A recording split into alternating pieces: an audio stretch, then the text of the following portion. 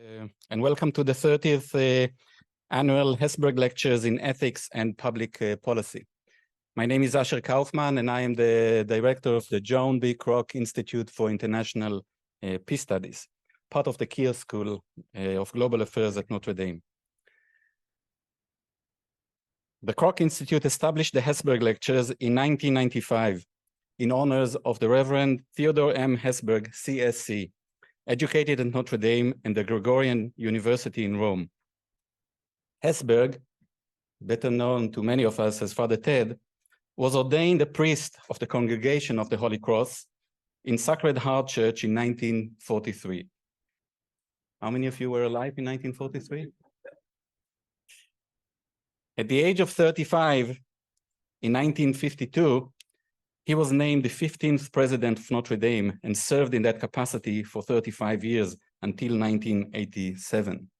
Every time I read this sentence, I think about what was I doing at the age of 35, not running a university. Father Ted built the modern Notre Dame, overseeing not only the rise to prominence of the university in the ranks of American higher education, but also the transfer of university governance from the founding religious community, the Congregation of the Holy Cross, to a predominantly lay board of trustees in 1967, and the admission of women to the undergraduate program in 1972. The commitment to peace and justice and to exploring the ethical dimensions of public policy characterized Father Ted's career. As a charter member and chair of the US Commission on Civil Rights, as a member of President Ford's Presidential Clemency Board, as a member of the board of the Overseas Development Council, as chair of the Select Commission on Immigration and Refugee Policy, and as a leader of a coalition of scientists and world religious leaders in condemning nuclear weapons. He was the recipient of the Medal of Freedom, the nation's highest civilian honor, bestowed on him by President Lyndon Johnson in 1964, and the Congressional Gold Medal bestowed upon him by President Clinton and congressional leaders in July 2000. Three related international institutes are part of Father Ted's legacy at Notre Dame. The Kroc Institute for International Peace Studies is one of our co-founders, together with John B. Kroc, the Kellogg Institute for International Studies, and the Center for Civil and Human Rights, now the Clow Institute for Civil and Human Rights. All three are now an integral part of the Keir School of Global Affairs. Father Ted worked on internationalizing Notre Dame decades before internationalization became one of the university's main objectives in recent years. Father Ted envisioned the Kroc Institute to be a center of learning and training for peace builders from around the world who would come to Notre Dame, be educated in the field of peace studies, and return to their homes to work on advancing peace and justice and form a strong global network of peace builders. His motto, "Peace is the work of justice," continues to be the lightning rod for the Institute's research, teaching, practice, and outreach. As for the network he envisioned, the Kroc Institute has now over 1,900 graduates of our three educational programs, many of whom work on peace and justice in the four corners of the earth, including in the United States and even here in South Bend. Indeed, we at Kroc, just like Father Ted, put the local right at the center of the international that appears in the official name of the Institute. This lecture series that honors Father Ted follows his example of open-ended inquiry that takes values seriously and cherishes wisdom. Past speakers of this lecture series includes thinkers, authors, and activists such as Shirin Ebadi, Amartya Sen, Amitav Ghosh, Beatrice Finn, Angela Davis, Bernardine Evaristo, Cornel West, and last year's speaker, Juan Manuel Santos, the 2016 Nobel Peace Award Laureate and former president of Colombia. To this distinguished list, we now add Leymah Gbowee.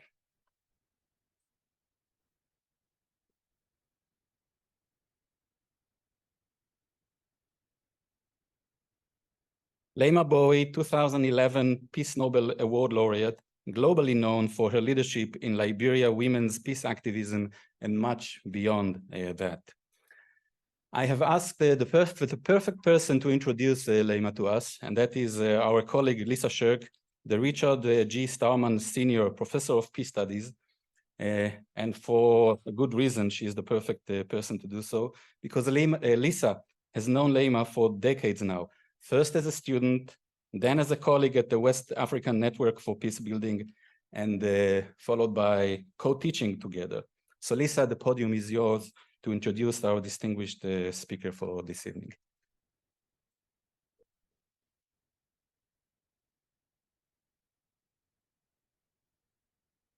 Thank you, Asher. It is my privilege to introduce my friend and my colleague, Leymah Gbowee. I'll start with this. Never doubt that a small group of brave and creative women can end a civil war, register a nation of women to vote, and elect a female president. Never doubt that such a transformation can happen because Ms. Leymah Gbowee is here with us, having led such a movement for change. Here in the United States and at the University of Notre Dame, we have lessons to learn from the strategy, persistence, and vision of Ms. Leymah Gbowee.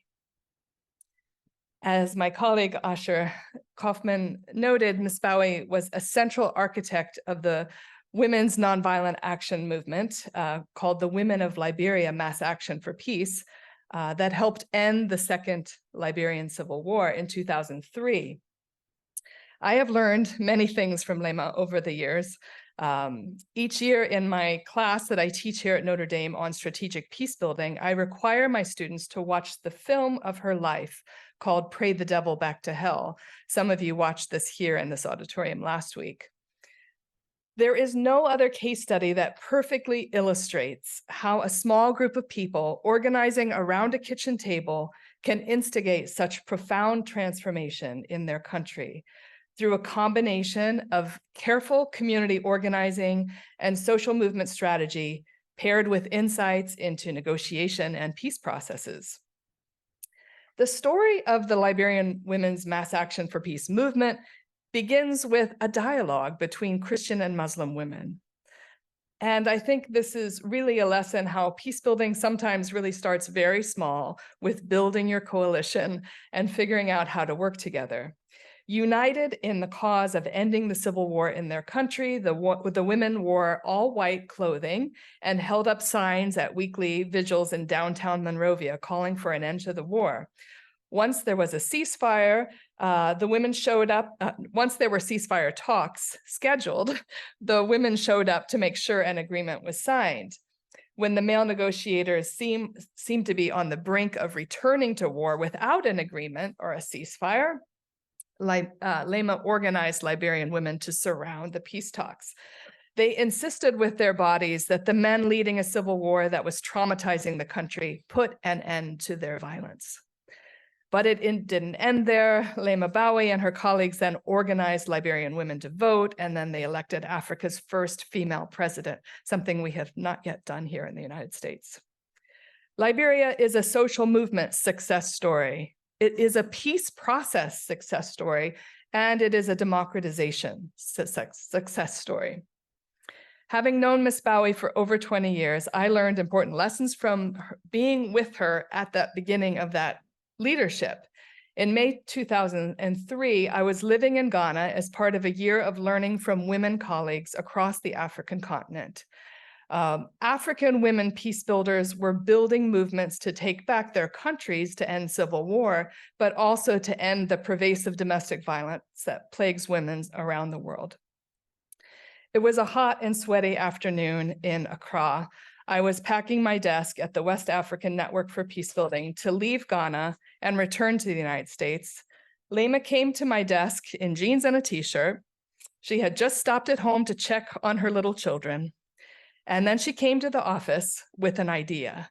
She had just returned from the Liberian ceasefire negotiations taking place, and she told me that the ceasefire talks were about to collapse, and she had a vision for what to do. She told me about her plans to lead hundreds of Liberian refugee women living in Ghana to surround those talks.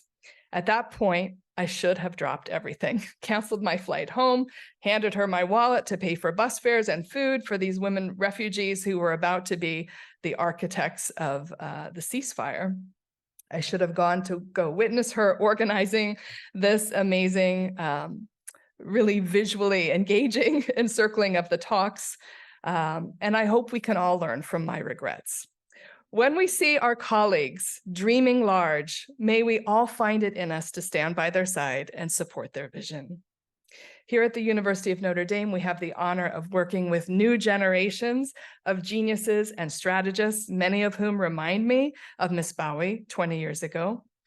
One of our Kroc graduates from Liberia, Lindora Howard Dewara, was part of the Liberian Women's Mass Action for Peace and assisted Ms. Gbowee. So may we all learn from the strategy, persistence, creativity, and vision of Ms. Leymah Gbowee, and may we see the potential to transform our world inspired by her work. Thank you.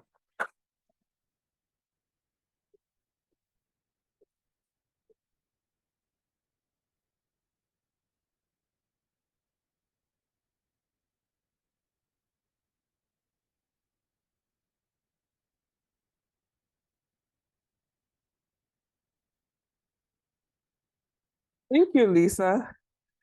Wow, but you say I've known her all these years. I refuse to get old. So it's just like, okay, are we aging or not? I don't want to, because I have all these young children.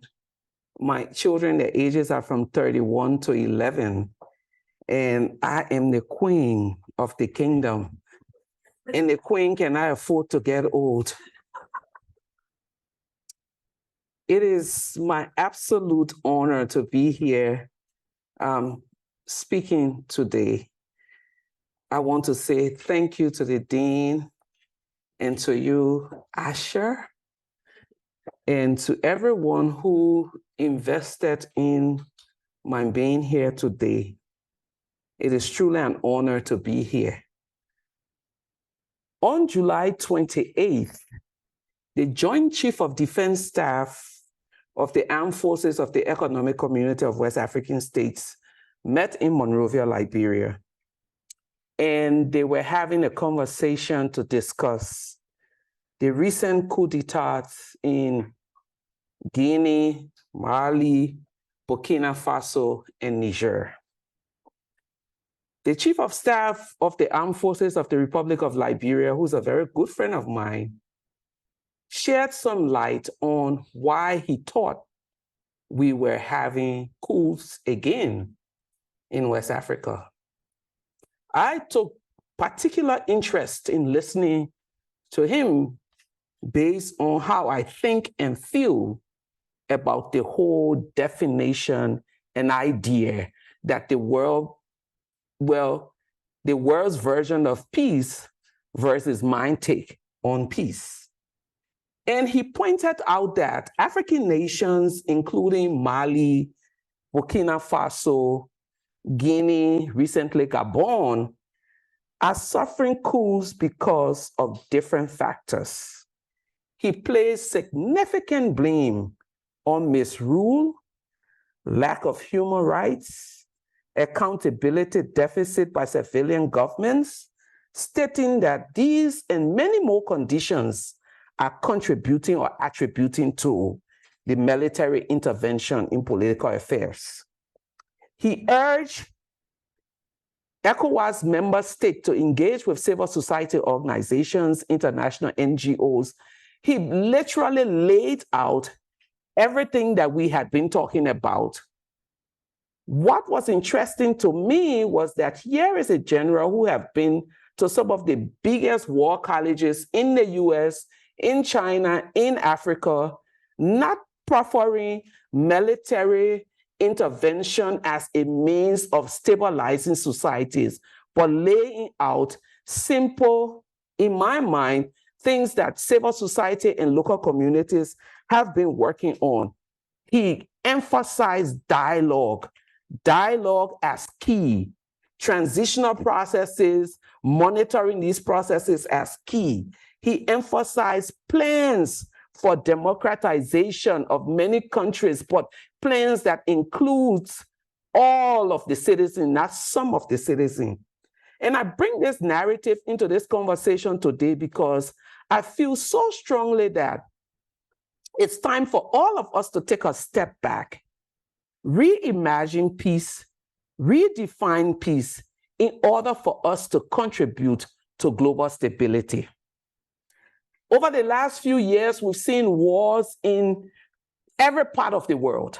Last year, my Nobel colleagues and I spent some time in Lviv in Ukraine.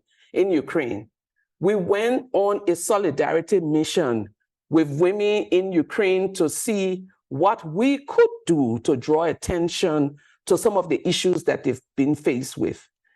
When Gaddafi left Libya, I was one of the first individuals who went in there, Dr. Abulash and I, because I had gone to speak at the Italian parliament. And in that meeting, I challenged parliamentarians to put money into trauma healing because it was not enough for NATO to bomb Libya and no one was doing anything to fix some of the things that had happened. We got to Libya and the story was the same as in every other place. Military intervention and an absolute disappearance, no funding to help communities.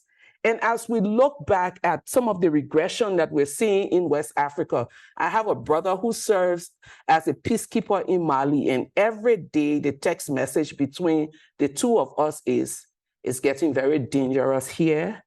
Every European country has pulled their troops out, but those of us in the African army remain here, and they're attacked on the basis every day.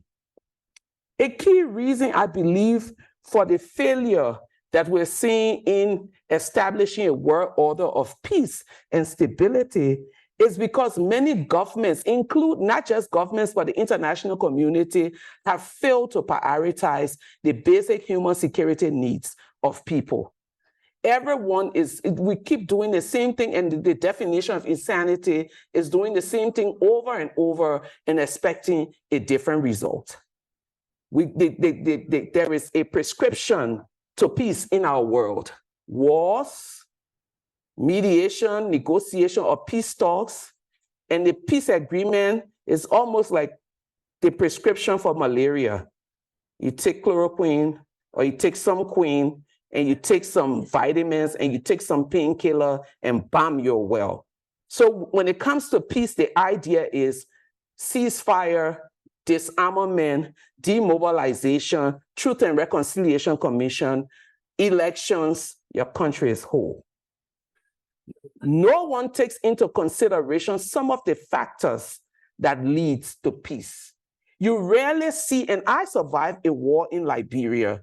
There's not a single day anyone can say to you the war came about as a result of military aggression.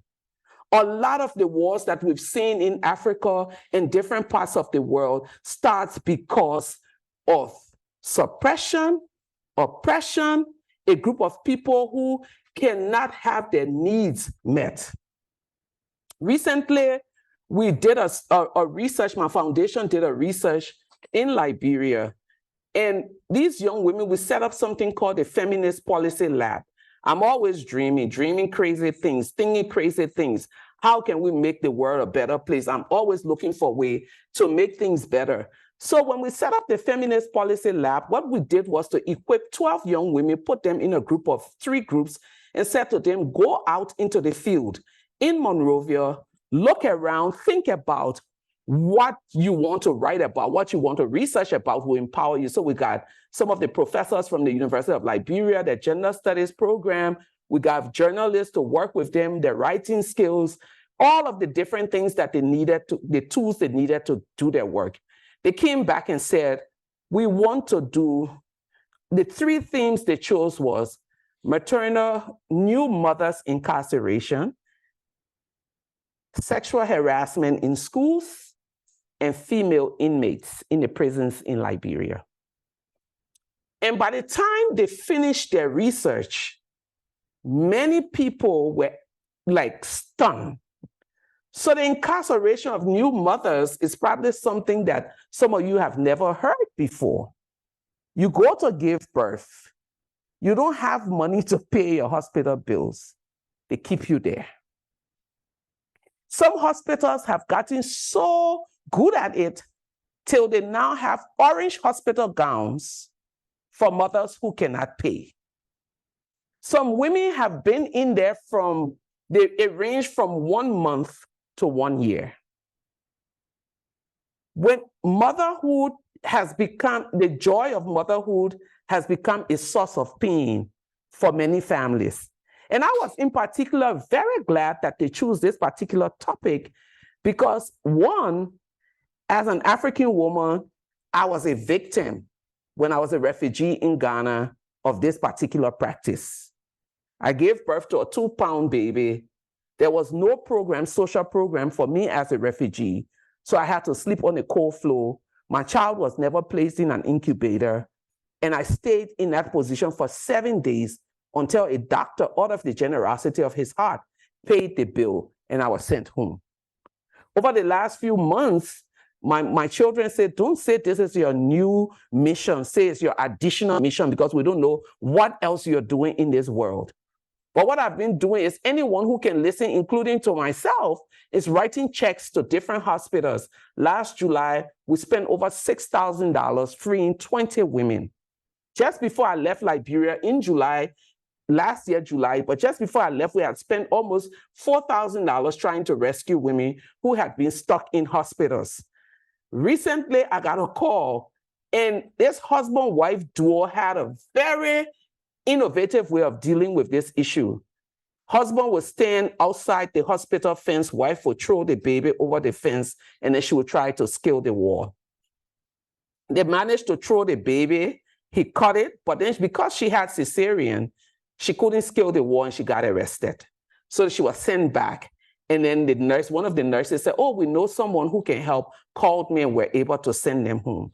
The reason why I bring this into this conversation is just to give you a typical example of the economic situation that people face in many nations across the world.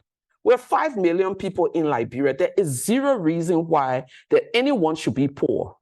Diamonds, gold, timber, forest land that today we're giving to the UAE to use for different things. Until we can deal with some of these economic situations, we'll continue to see the problems that we see in our world today. Most national budgets reflect the sad reality that war and militarism are held in higher regard than the critical needs of citizens. Last year, in Africa, there are 3 countries who topped the list of military spending. Algeria had $10 billion as their military budget. Nigeria, $5.9 billion. And Morocco, $5.4 billion. The highest defense spending in Africa. Stop, pause for a moment. Morocco just had an earthquake. They can't even afford to provide the logistics for those who suffer. Nigeria, with all of this military spending, is still struggling to tackle Boko Haram, to tackle all of the insurgencies in different parts of their country. As we see the rise in insecurity globally, we also continue to see attempts by international players to mediate and negotiate peace. Yet peace remains elusive. And I'm sure here at Kroc Institute, people tend to think, when are we ever going to get it right? When are we going to see a world where there is progression? When are we going to see justice happen? When are we going to see the basic human security needs of people being met? Everyone, from the UN to other places, as a matter of fact, the politics at the UN has gotten so bad that I'm thinking about canceling myself. People cancel you, but I'm thinking about canceling myself. Many attempts and efforts to find peace continues to fail miserably, from Syria to Yemen to Afghanistan, especially where the focus is ending militarism as a sign of peace. Mozambique signed its peace agreement years ago. in 2017, 10 years after they went back to war. Today, in the northern province, there has been armed conflict, 4,000 deaths, 800,000 people forced to flee their homes. On one of my many visits to Mozambique in 2018, sitting with community members, talking about why did you all go back to war? They attributed the continued conflict to the failure on the parties to the conflict to implement the empowerment portion of the peace agreement. They suggested that it wasn't enough to push for political settlement while leaving out the harrowing conditions that push the population into war, conditions that are further exacerbated by the continuous fighting that they are seeing in the community every day. I believe that peace is not just the absence of war. Peace is the presence of conditions that dignify all humans. I repeat, for me, my definition now of peace is not just the absence of war, but the presence of conditions that dignify all humans. On the national level, it means meeting people's basic needs, respecting their rights, and making them feel a part of a system that is responsive to their needs. At the global level, it means creating a world order that values and legitimizes each and every group as important to the sustainable development of our world. It includes restructuring systems so that their intent is supported by actions and contribute to a more just and equitable world. There is zero way, distinguished ladies and gentlemen, that we will see peace given the current global order. In 2016, I gave an address at the UN Security Council, and my recommendation during that address was a total reform, overhaul of the Security Council. This means scrapping the 5 permanent members, creating a structure that meets the need of our world. There is no way that the major arms producers, the major aggressors, can be the major decision makers on issues of peace and security. When the Security Council was established, many nations were still under colonial rule. Many nations did not have the kind of wealth and sophistication they have today. Many nations had not gone through elections. They were not trying to establish democratic order. Today, I feel and I believe strongly the ineffectiveness of the UN is based on the structure of 5 permanent members at the Security Council. There's a need for serious change to happen. Now, when I'm invited to the Security Council this year, I had the privilege of going to present around 1325. There were whispers. Can you please not annoy some of the people?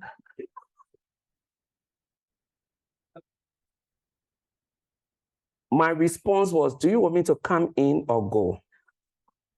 Because I can't promise you that I won't say what needs to be said. And then this ambassador looked at me like, oh my God.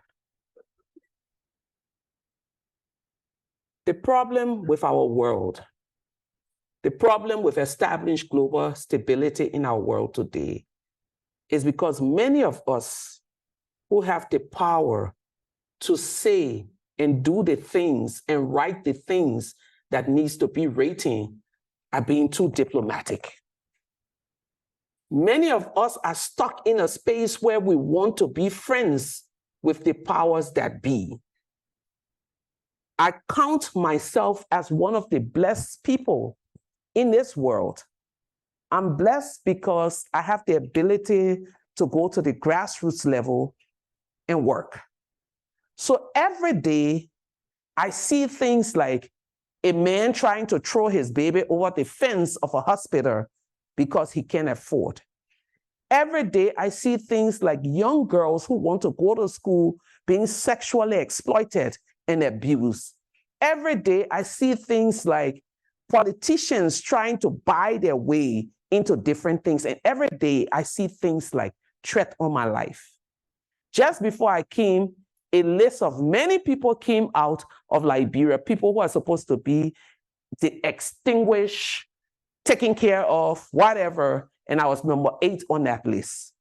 Everyone keep asking, are you going back? I say, yes, I'm going back to vote.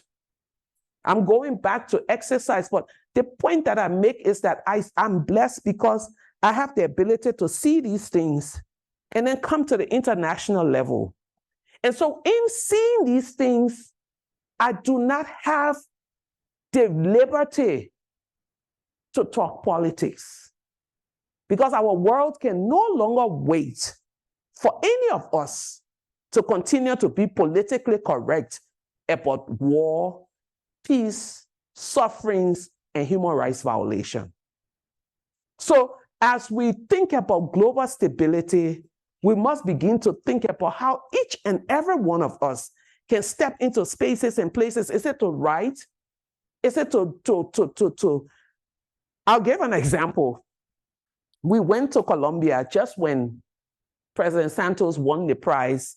That was the biggest gathering of Nobel laureates. All of us, it was like the Christmas day for Nobel Peace Prize winners. We were all there. It was a logistic nightmare for the Colombian government. You could see the annoyance on the faces of people because the traffic was horrible. Each person had a car, and each member of the delegation had a car. And if you brought a child, that child had a car. Like literally, it was just madness. And people were on a hype. President Arias, Oscar Arias, was very reflective the entire time. President Arias and I used to sit on a board. And every time we'll go to board meeting, I'll try to gauge him. I like to pay attention to him because he's very quiet, but very sharp. So when all of us were in that Christmas Nobel mood, he was and he went on stage to speak. And he congratulated President Santos. But of all of us there, he was the only one who was bold enough to say, we can't celebrate peace when we still have political prisoners. The room was very quiet as this room has turned. And afterwards, we're in the elevator and I said to him, President Arias, that was very, very, very, very brave of you. And he said, until we are brave with our friends, we cannot be brave with our foes. And this is what the world is calling us to do. We are all, and people may think that creating this new global order is trying to simplify. If you look at peace studies now, I'm sure Lisa and all of you here at the Kroc Institute know the pieces of peace. You know, they have all of these things that they talk about, the pieces of peace.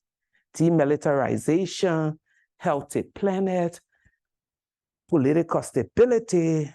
If I go that way, then I'm lost for words. My kids will ask me, what is that? But no one has stopped to ask, what is the missing piece of peace? And the missing piece of peace is people, humanity. Think about Ukraine. Everyone is talking about nuclear weapons. No one is talking about people anymore. Think about Afghanistan. Think about Iran. Think about Syria. All of these very horrible crises is now about political players. Who owns the biggest nuclear weapon? who can outshoot their friends, and who is able to spend as much. Until we take humanity and make it a central point of all of our efforts for peace building, we miss the mark. Recently, a young man said to me, during elections, the politicians refer to people. After elections, they say citizens. So they're trying to kind of like not personalize it. So when you say citizens, it can be citizens. But during elections, when they want the votes, it's people.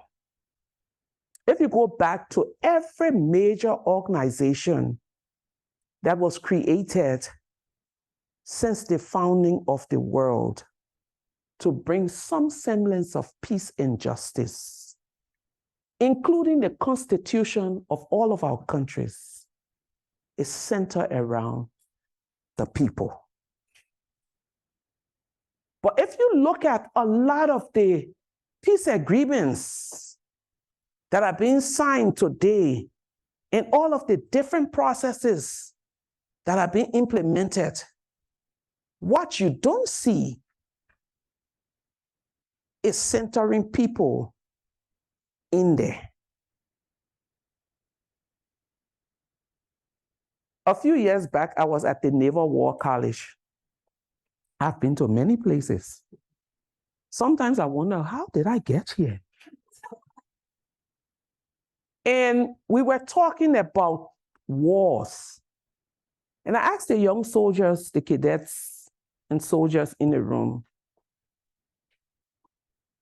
if someone came and gave you $500 US and an AK-47 to start a rebellion in the US, would you do it? And the response was, hell no. And I asked, do you know why you won't do it? Oh, for love of country, for this, for that. The question is, are you hungry? The answer is no. Can you go to school? Yes. Do you have health care? Yes. Do you have a warm bed? Yes.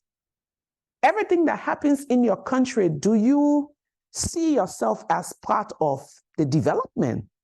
Yes.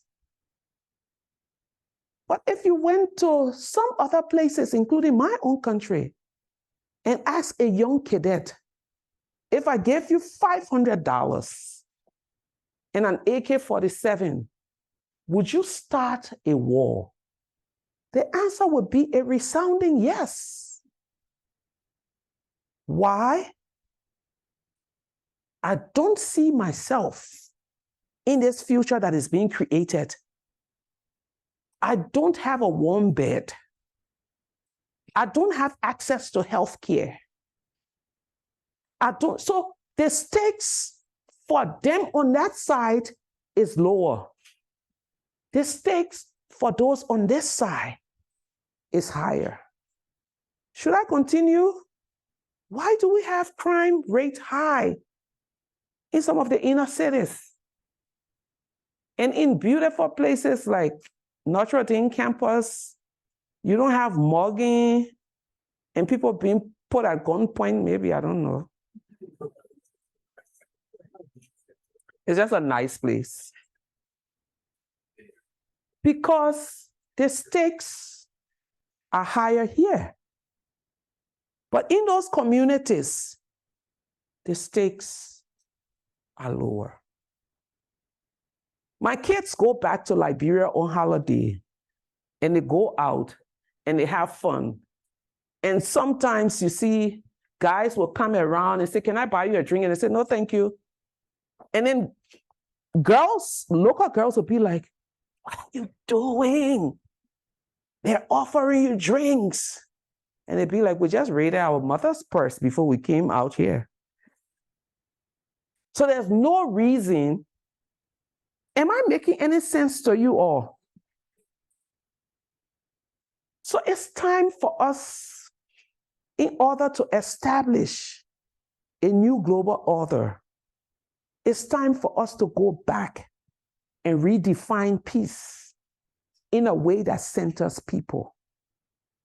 If militarism could set a new global order, Afghanistan would be at peace. If militarism could establish a new global order, Iraq would be at peace. Syria would be at peace. Libya will not be a mess. South Sudan would be at peace. Northern Nigeria would be at peace. But militarism has never ended anything.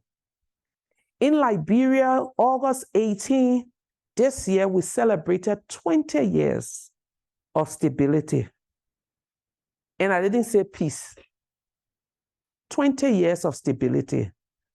Civil society has been involved in maintaining and working for the kind of stability that we've seen. One of the reasons we're anxious as we go to elections in 2 weeks is because poverty has increased, the sufferings of the ordinary people has increased, so the stakes for peace are no longer high. It's way below that line. And so what we, those of us on the front line of building peace, are doing is trying to create hope, not in a political system, but saying to the young people, let's just hold on, that sooner rather than later, things will get better. We can no longer, and I keep saying this and saying it over and again, and to the point that I begin to sound like a broken record when I go on international meetings, that we cannot afford to not engage. I started with the statement by the Chief of Defense Staff of the Armed Forces of the Republic of Liberia. He didn't say in order to stabilize West Africa, we need to get bombs, guns, and submarines. He said justice, economic empowerment, fair play, dialogue was the core and the involvement of people. The redefinition of peace is not just the absence of war, but the presence of conditions that dignify humans. That, in my opinion, will contribute highly to a new global order. Thank you.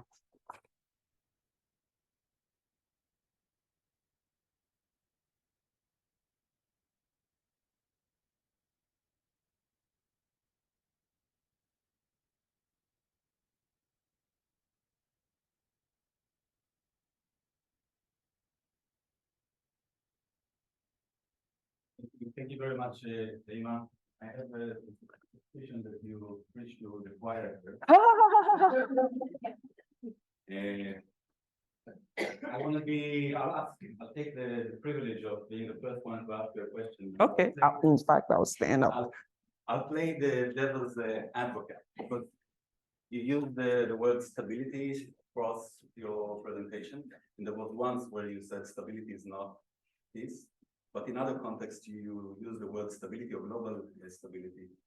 And stability, as you yourself actually has said later in the presentation, stability could be actually at odds with justice, could be at odds with peace. But some might say that stability is better than worse conditions, such as, you know, you take the Libyan case, you take the Syrian case, where there's clearly not stability now, and they may perhaps be craving for 10, 15 years ago when at least life was somewhat stable.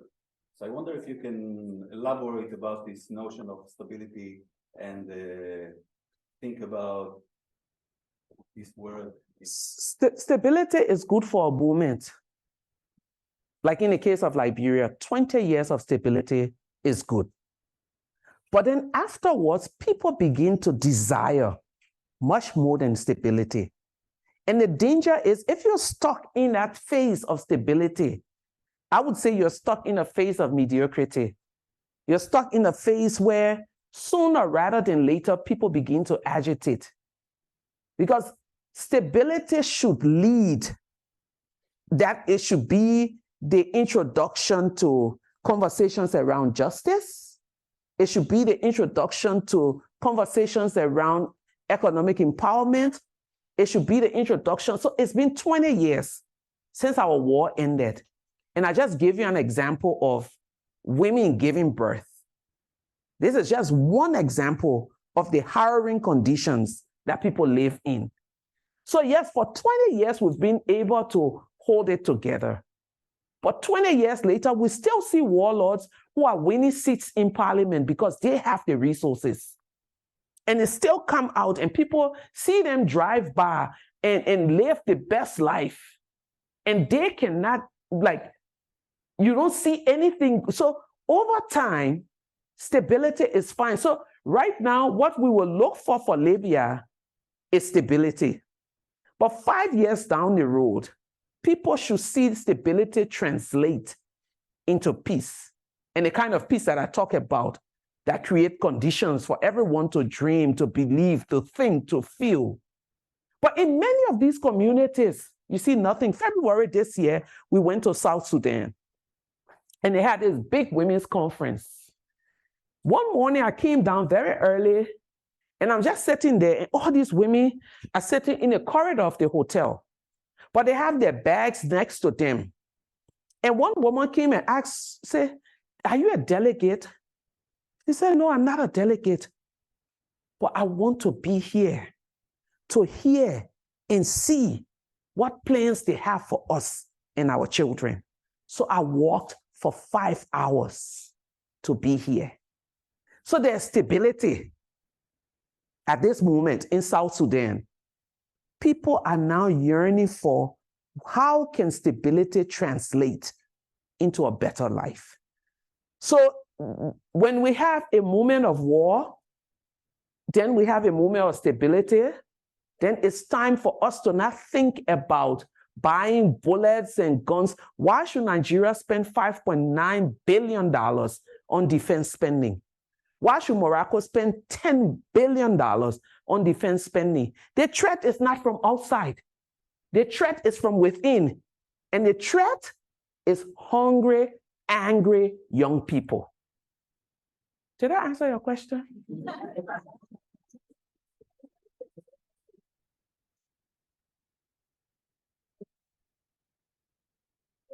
Time for questions. I just want one thing before we take some questions. You still owe us the story of the... When I won the Peace Prize. But that's another... I can imagine when you were a child, your mother would be like, "You can't let things go."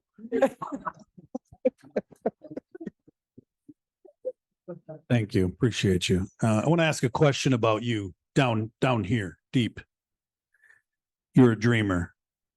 Lisa spoke of you being a dreamer, and she wished she had clung closer to your dream. And you admitted that you're a dreamer. And yet your work has required immense resilience and determination. And I wonder, how have you personally held on to your dream and the inspiration for peace during those most difficult times? And what advice do you give to folks who may be in the midst of doubt or discouragement that peace is possible? Thank you. Thank you so much for that question. You know, when I won the Peace Prize, I went to Davos. You know how you've just gotten minted and you think Davos is the place, it's the bomb. And then you get there and you're like, what? I don't remember a lot from that Davos place, except people pretending to care about humanity in most instances. You know, I'm sorry, but this is a Catholic place, so I will rein back what I was about to say. But my staff and I have a word when we walk in a room if it's a donor meeting or something, we walk out of the meeting and they say, what do you think? And then I'll say, we just walk on bullshit lane. It means we're getting nothing. Those people don't care about anything. But if we get out of the room and I say, yes, it was authentic, 99% of the time, I'm right. So we were in Davos, back to the Davos story, and sat with Desmond Tutu. He's having breakfast and I'm there. So this is, I gave my Nobel lecture in December, it's January, Davos. And as we sat there talking, he said to me, my daughter, why do you think Madiba was great? And I said, well, he suffered, you know, all of the right reasons you think. He said, no. Madiba was great because it was never about him. Say, Madiba was great because it was about those he fought for. He said, and if you want to be great, this Nobel has not made you great. If you want to be great, let it be about those you claim to work for. See it as a privilege to be working for these people. The moment you think it is about you, you've lost it. That is a huge burden. I kid you not. There are days that I just want to give up because I'm constantly raising money. I'm constantly negotiating things that I don't have to. I'm constantly getting situations that any normal person would say, we should not even be talking about this. Give you a typical example. A child is raped by the doctor who was sent into her village to take care of them. He raped a 12-year-old. Her mother decides to take the case to court. The community comes together and say to her, well, he's a good doctor. Why can't you just let this thing go? At some point, she will still have sex. And she said, no. So she calls us and we take this child, send her to a boarding school. That is the horrible part. Then it's time for the court case. We said, okay, we will set up a Zoom because this girl cannot go back into the community where she was abused, her place of trauma, all of the things that we know. And the government issued us a rate. How do you kind of weigh? Whose side are you on? We are supposed to be fighting for. And they say, if you don't bring the living body of this girl into court, we will arrest you. So we ended up hiring bodyguards, getting people, so persistently innovative. But the point that I make to you is that it's high, it's low. And for many years, I thought I had to keep a straight face, not cry, not be depressed. No. I allow myself to grieve one day. And then the next day, I put on a very nice perfume, the brightest lipstick, and I step out as if everything has been solved. Because at the end of the day, if you see your narrow space and think this is all that you're fighting for, then you can give up. But if you look beyond this space and see all the way to the back of the room or even beyond your lifetime, then you know that I'm in for a fight, not for me, not for my children, but for a world in a place where maybe people do not even have the opportunity to speak. And that's what I do. When I go into those communities and come to the UN, EU, wherever I go to speak, those women will never probably have the opportunity to get on a flight to come to New York, Geneva, and all of those places. I put myself in their place and say it's not about me, no matter how inconveniencing it is. Yes, sir. Sorry. I'm sure you have a loud voice. Sorry, we have a question over here first, and then I'll come over to you. Yes, speak. Thank you so much. And I'm sorry, this hopefully will be quick because it's a related question. You mentioned that it can be a great weakness or a great problem, the impulse to need to be liked, wanting to be liked when you are in a room. And I know that as peace builders, it's many people's impulse that you can only build bridges by being nice, by creating those connections, nurturing those connections. I would love to hear your thoughts on why nice is a weakness, what problems it creates, and how you can do other things by kind of drawing on a greater range of emotions and interpersonal connections. Well, I don't do nice very well.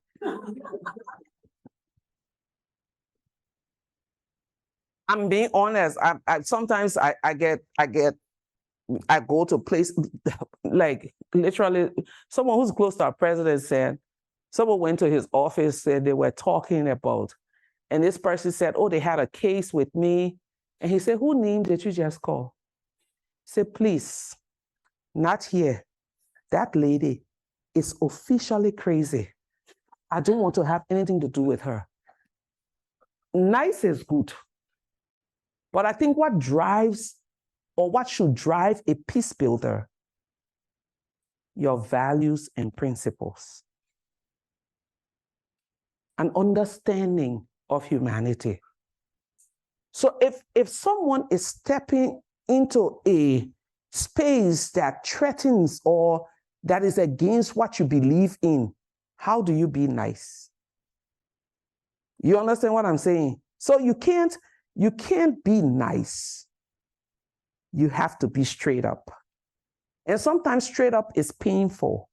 I've been called many things, from loose cannon to troublemaker to crazy to everything. But sometimes when I'm talking to young peace builders, I say there's something that happens at night. Even if you're married or unmarried, you go to sleep with someone next to you. That person dozes off to sleep and you're up. Your conscience, or whatever you call it, if that conscience say you will not sleep, you won't sleep. So every day I go out, I do what I have to do. And if I can have a good night's sleep, I know that I've done the right thing. So as a peace builder, where do you stand with your values? Do you want to compromise in the name of nice? The answer is absolutely no. And then you go into all of these political spaces and people are doing things that compromises what you believe. And you don't say anything, you become a part of the problem. Most times I say to people, let be that person in this world that makes it difficult for any form of injustice to thrive where you are. Let people think twice before they raise their hand to a woman. Let people think twice before they say something that is, or think twice before they abuse a girl or something because of your presence in that space. And sometimes it's not nice. But then also when you are that presence, get ready to not be invited to many events. I don't get invitations to go to government events. The one time I've gotten so used to not being invited that when I get invited, I'm suspicious. Are they planning to kill me? I can write a whole murder mystery in my head just from that one invite.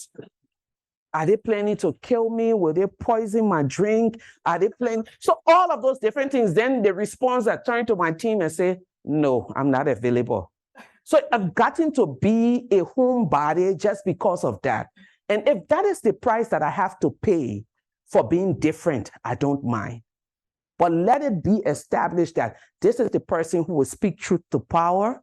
This is the person who will not allow injustice to thrive around them. This is the person who will be nice when there's a need to be nice, but not be nice when there's not a need to be nice. Yes, sir.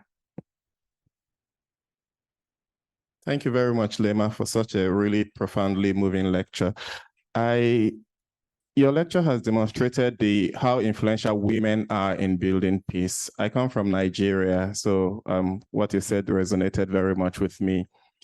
But I've been to northern Nigeria in the aftermath of the Boko Haram violence, and you can see the situation of women. They suffer the most in situations of conflict.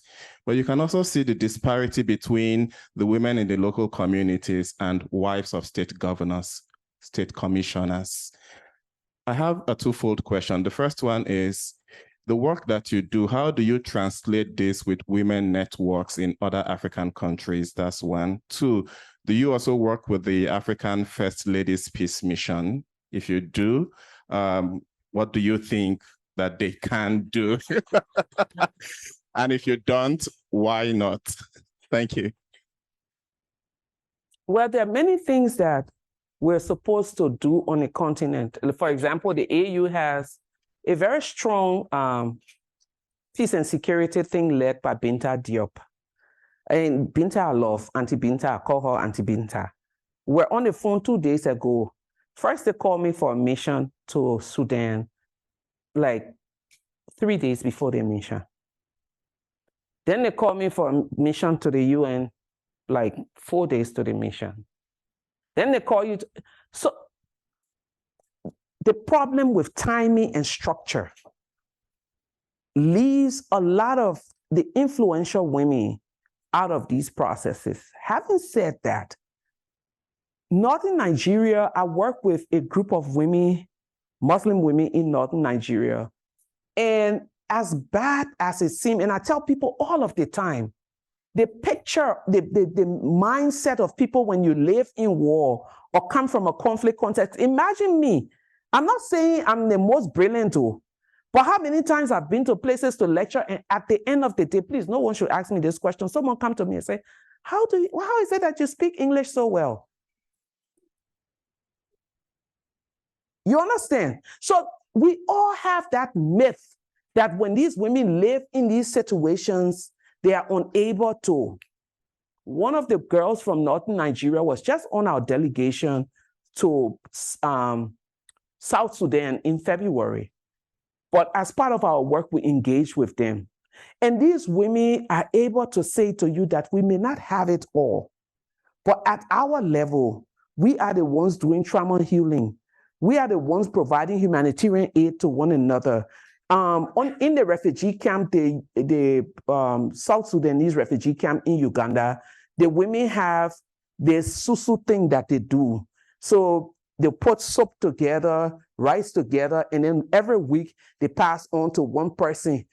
And people use it to start businesses in the camp. They use it to get money for their children to go to school. This is no donor agency coming. The problem we have is right now the world has gotten so engrossed in the policy level, UN level kind of thing that they work at the grassroots level. No one is taking our time to say, let's look at how it is. Let's invest in it. Let's see how these people are thriving, even though they've gone through some of the worst conflict. In DR Congo, one of the groups of women I met, every time there's a rape at Panzi, they have a network. Someone will say, oh, they just brought a new patient. Then they have this group of women who they will look amongst themselves. They know, so what is the situation of this person? And they say, okay, you mama so-and-so, that's your responsibility. So they go and start carrying food. Then they talk to this person. If they come out of hospital, almost 80% of the time they are not from that region. Someone gives them a place to stay. They start a business, and that's how they live. You know, so I think it's time for us, even as we do policy level kind of thing, let's go back to the basics of peace building. And the basics of peace building is trying to see how the work at the grassroots level is connected to the national level and connected to the international level. Because these women, they're really doing great work. The First Lady's thing, if anything, I'll be president, so I won't have the pleasure of being First Lady anytime for anyone. So this is not a group that I follow, because a lot of the time, especially on our continent, and I'm not taking away from what they do, but a lot of it is politically motivated. A lot of it is showmanship.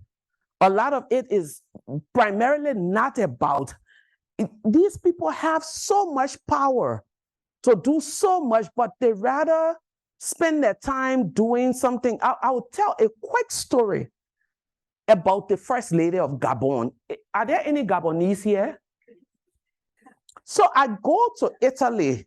You know, these corporate groups in the US have these things they call camps. Have you heard about them? Oh my God. Pray to get invited.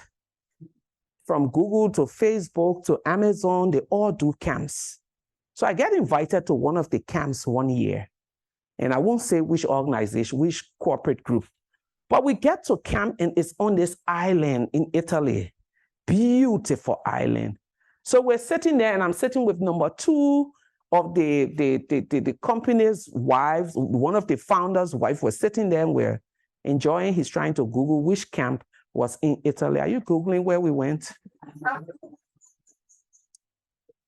So we were there and we're sitting talking and I'm trying to raise money for my work in Liberia because these people can write a check of $1 million at a drop of a hat.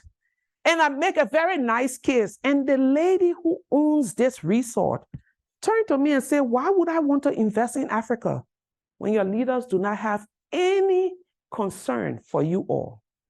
She said, let me tell you something. I'm really pissed right now. Said the wife of the Gabonese president came and rented this resort. We charged her $5 million to use it and extra money to use our yacht and every other thing. She came, she sent her people, they saw everything. She wanted new beddings. So she shipped all her beddings from Paris, cutleries, plates, spoons, everything. They brought in 40 Mercedes-Benz from Paris and different things. She said, this woman came to this resort with her friends, walked around, went on a boat, had lunch, and said she didn't like it. Got back on her private plane and flew to Paris. She said, except for the cars, they took nothing back. The beddings remain with me. The plates, the spoons, the crystals, everything they brought, and the $5 million. They never asked for a dime. She said, you sit here and talk about girls' education. Why would I want to do that? Several years later, I meet this first lady at a summit somewhere in the world. And after my speech, she came to me and said, I want you to come and work with me. And I just looked at her. Did you hear me? And I was just. And she took her card and put it in my hand. I was just, call me, my sister. I like you, call me. As much as I need money. In Liberia, we have a parable. Say, it's not because I'm barren. I go breastfeed monkey. That one is for. Thank Did you. you get that? I want to just recognize the time quickly. Yes, one more and then I'm done. Okay. Flora, you go ahead. Raise your hand so Tim can see you. You had a question? Yeah. Yeah. You said Flora. Sorry. Hi, thank you so much for speaking with us. So this summer I went to Nigeria and I did some work there. And one of the things I noticed, I got the opportunity to speak to some of the gang organizations within those spaces. And I noticed that the community felt more at ease with the gang organizations than the police force. And there was this space of like, the devil that I know is better than the one that I do not know. But as I was speaking to them, I realized that some of them, expressed intentions of being victims in some ways. And so I found myself in this space of they were both victim and perpetrator.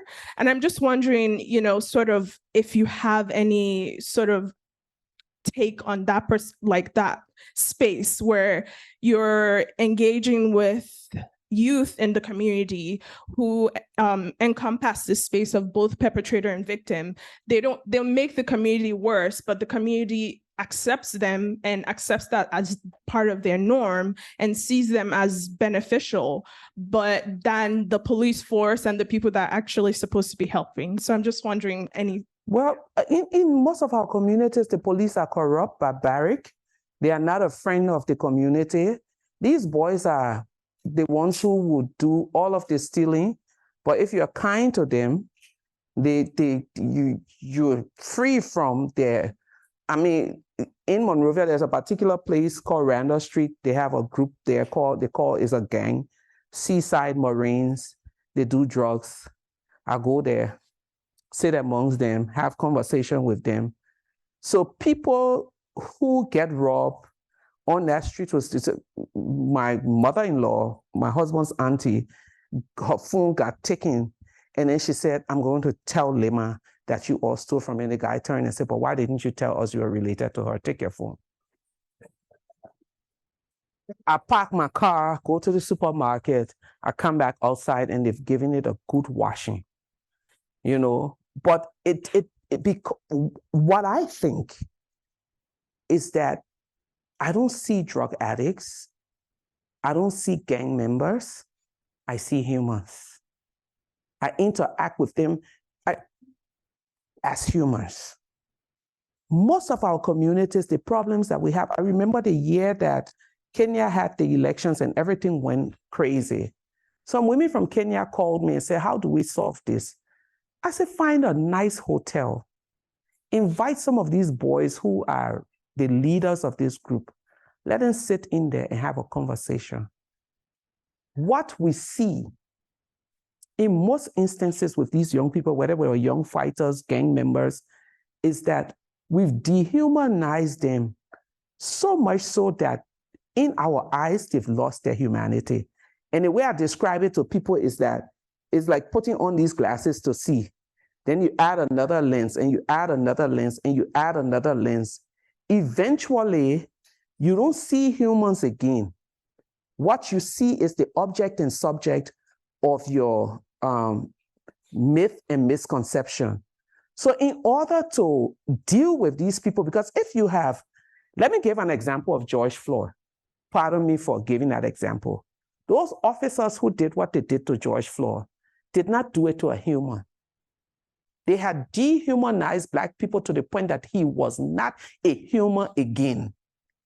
They were kneeling on the neck of an object, the object and subject of their stereotype.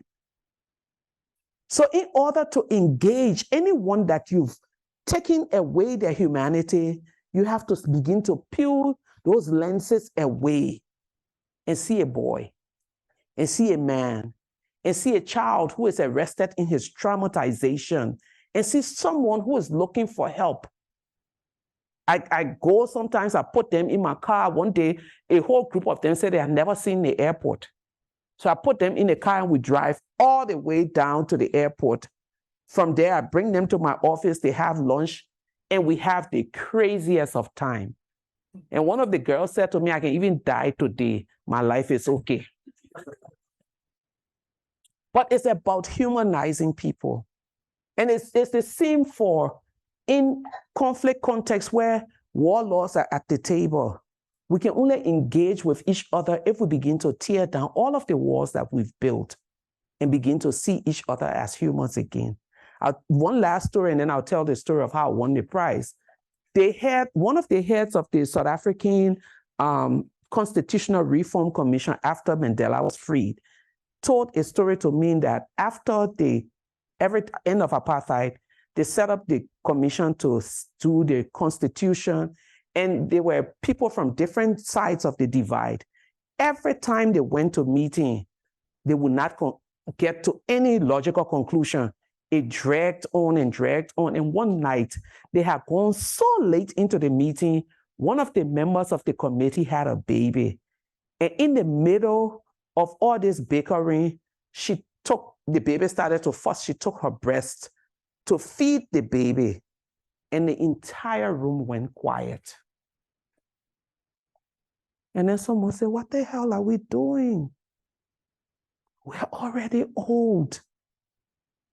Whatever we do should be for her. In that moment, that one act of breastfeeding a child brought everyone back to humanity. And I think that is what our world is screaming for. It wasn't the level of education in that room that gave the Constitution. It wasn't the side that they came from, or the wealth, or the influence. It was one act of humanity that brought everyone back into the room. So, on one morning, I was coming from LA.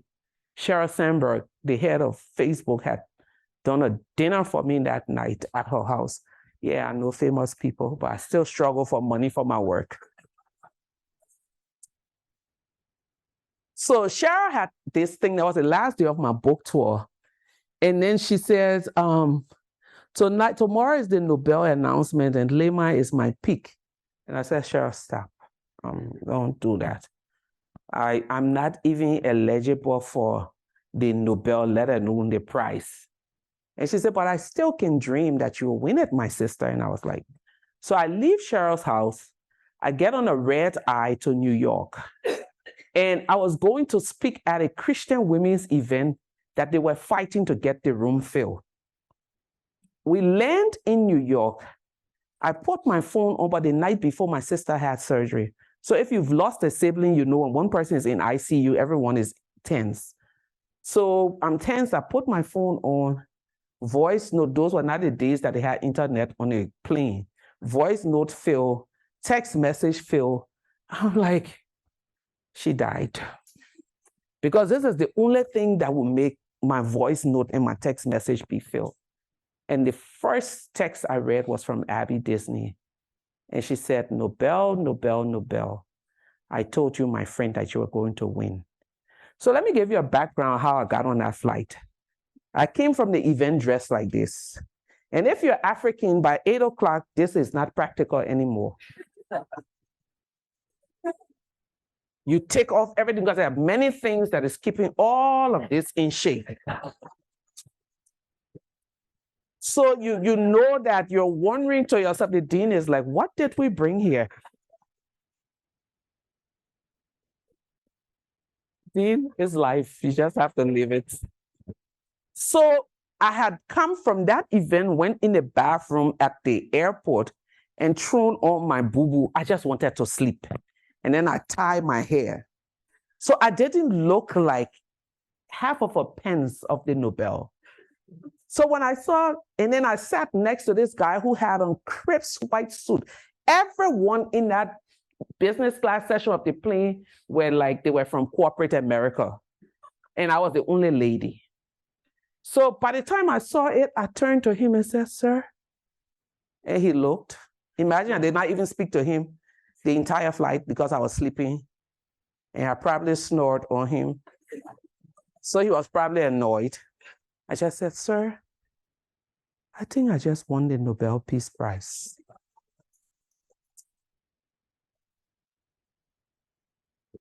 And he looked. And the guy in front of me, because I could see between the seats, took out his BlackBerry and typed, because he overheard the conversation. Turned around, looked at me and said, yep, kiddo, you sure did. And in that moment, every man on that flight, I was in their arms, hugging them. But 1 year later, this guy goes to Thanksgiving dinner. And he tells the story. And an Episcopal priest is his sister who knows a friend of mine. And she said, I know this person you're talking about. And then my priest friend called me and said, I think I know where that guy is, the one you told, sir. I think I just won the Nobel. But I never got the call. Like everyone gets the call. Because I was on a red eye, I never got the call. I got to know through a text message. That is the story of how I won it. Thank you all so much.